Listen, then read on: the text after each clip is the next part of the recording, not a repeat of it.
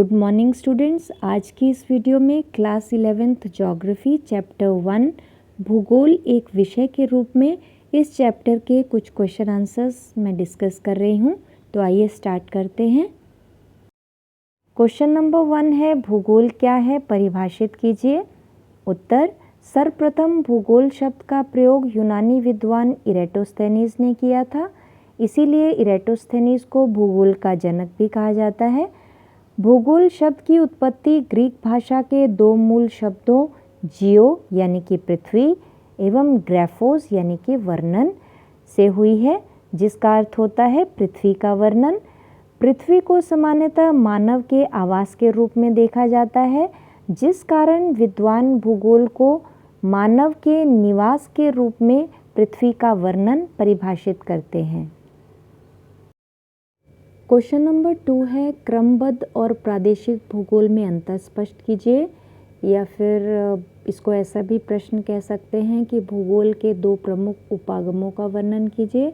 तो भूगोल के जो हैं दो प्रमुख उपागम हैं, क्रमबद्ध भूगोल और प्रादेशिक भूगोल, और इनमें क्या क्या अंतर है।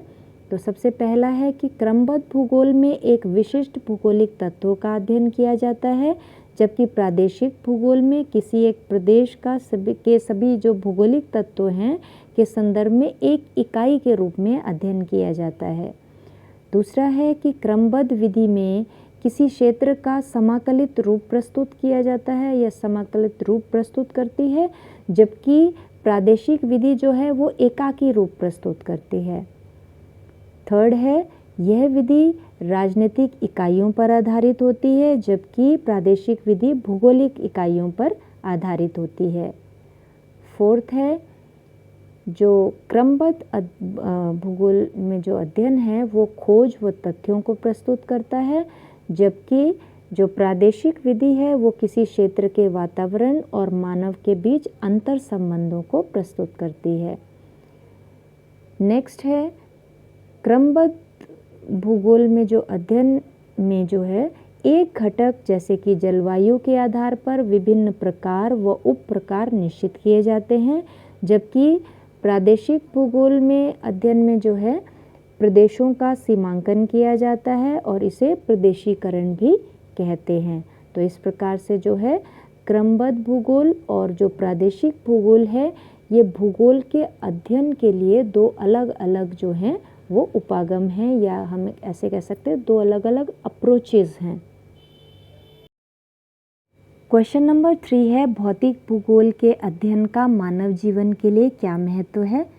तो बच्चों, भौतिक भूगोल जो कि आप ये क्लास 11th में अब भूगोल में पढ़ने वाले हैं, तो इसका मानव जीवन में या हमारे जीवन के लिए क्या महत्व है, क्या इम्पोर्टेंस है, वही इसका आंसर है। तो उत्तर है, भौतिक भूगोल भूगोल की एक महत्वपूर्ण शाखा है, क्योंकि यह समस्त भूगोल के अध्ययन को ठोस आधार प्रदान करता है। भूगोल की यह सबसे महत्वपूर्ण और आधारभूत शाखा भूमंडल, वायुमंडल, जलमंडल और जैवमंडल के अध्ययन से संबंधित है। तो सबसे इम्पॉर्टेंट बात ये है भौतिक भूगोल की कि ये जो है ये सभी मंडलों का अध्ययन करता है, यानी चाहे वो भूमंडल है, चाहे वो वायुमंडल है, जलमंडल है या जैवमंडल है। भौतिक भूगोल के इन सभी तत्वों का विशेष महत्व है। तो भौतिक भूगोल के तत्व कौन से होते हैं। तो भौतिक भूगोल के तत्व जैसे कि पर्वत या मैदान, पठार, ये सभी जो हैं धरातल, ये सब जो हैं ये भौतिक भूगोल के तत्व होते हैं। तो इन सब का विशेष महत्व होता है, क्योंकि ये जो है मानव के क्रियाकलापों को प्रभावित करते हैं। कैसे, जैसे कि अगर मैदानी भाग है, उपजाऊ भाग है, तो वहाँ पे मानव कृषि कार्य करेगा। अगर वो पठारी भाग है तो वहाँ पे क्या होगा, वहाँ पे खनिज अधिक होंगे, तो इसलिए खनन का कार्य होगा। और जो अगर वन का क्षेत्र है या वनों से घिरा क्षेत्र है, तो वहाँ पे मानव जो है वो वानिकी का कार्य करेगा। ठीक है, तो इसीलिए मतलब ये कहा गया है कि जो ये भौतिक भूगोल के तत्व होते हैं वो मानवीय क्रियाओं को क्या करते हैं, प्रभावित करते हैं। तो इसका उदाहरण भी दिया जा सकता है कि मैदानों का प्रयोग कृषि के लिए किया जाता है, और उपजाऊ मिट्टी जो है वो कृषि को ठोस आधार प्रदान करती है। सभी मानवीय क्रियाकलाप भौतिक भूगोल की विभिन्न शाखाओं को प्रभावित करते हैं। तो इसीलिए जो है भौतिक भूगोल का अध्ययन जो है वो मानव जीवन के लिए बहुत ही महत्व रखता है। क्वेश्चन नंबर 4 है भौतिक भूगोल की प्रमुख शाखाओं का वर्णन कीजिए। तो उत्तर है भौतिक भूगोल की 4 प्रमुख शाखाएं होती हैं। पहला है भू आकृति विज्ञान। तो भू आकृति विज्ञान क्या होता है कि भूपृष्ठ पर पाए जाने वाले विभिन्न प्रकार के भू लक्षणों जैसे कि महाद्वीपों, पर्वतों, पठारों, मैदानों इत्यादि का जो अध्ययन है वो भू आकृति विज्ञान में किया जाता है।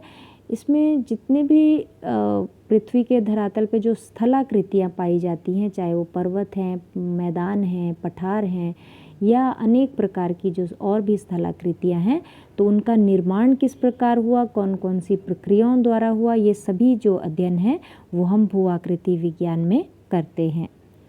उसके बाद है जलवायु विज्ञान। तो जलवायु विज्ञान में हम जलवायु तथा उसके संगठक तत्वों का क्रमबद्ध अध्ययन करते हैं और इसमें वर्षा, तापमान, वायु दाब, पवन इत्यादि जो जलवायु के मुख्य घटक हैं उनका भी अध्ययन किया जाता है। उसके बाद है जल विज्ञान। तो इसमें महासागरों, नदियों, झीलों और इन सभी का जो है हम अध्ययन करते हैं, किस प्रकार से समुद्री धाराएं और समुद्र के विभिन्न भाग और नदियों का उद्गम और किस प्रकार से मतलब हिमानियों के द्वारा जो है नदियों में जल का प्रवाह होता है और जलवाष्प द्वारा प्रकृति और मानव के जीवन में जो जल की भूमिका है, तो ये सभी जो अध्ययन है ये हम जल विज्ञान में करते हैं। उसके बाद है मृदा भूगोल। तो इसमें मृदा के निर्माण की प्रक्रिया, उसके प्रकार, उत्पादकता स्तर और उसके वितरण का अध्ययन किया जाता है कि किस प्रकार से जो है वो जो पेरेंट रॉक होती है उससे या चट्टानों से किस प्रकार से मृदा का निर्माण होता है और मृदा कितने प्रकार की मृदा होती है, उसका वितरण मतलब कहाँ कहाँ पे कौन कौन सी मृदा पाई जाती है और उनका उपयोग क्या है, किन किन फसलों के लिए वो उपयोगी होती हैं, ये सब जो है ये हम मृदा भूगोल में इसका अध्ययन करते हैं।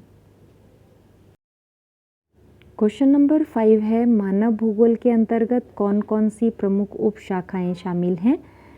तो मानव भूगोल भूपृष्ठ पर मानवीय तथा सांस्कृतिक तत्वों का अध्ययन करता है। घर, गांव, कस्बे, नगर, रेलवे, सड़कें, पुल इत्यादि जो हैं ये मानव द्वारा बनाए जाते हैं और इनको मानवीय तत्व कहा जाता है। तो इसीलिए मानव भूगोल बहुत ही विस्तृत विषय है और इसकी अनेक जो हैं वो शाखाएं हैं। तो वो इस प्रकार से हैं जैसा कि सांस्कृतिक भूगोल, जो कि किस प्रकार से भूगोल ने किसी स्थान की संस्कृति को प्रभावित किया है वो सब इसमें अध्ययन किया जाता है। जनसंख्या भूगोल है जो कि जनसंख्या का वितरण, जनसंख्या घनत्व और इसमें प्रवास इत्यादि ये सब जो है वो जनसंख्या भूगोल में अध्ययन किया जाता है।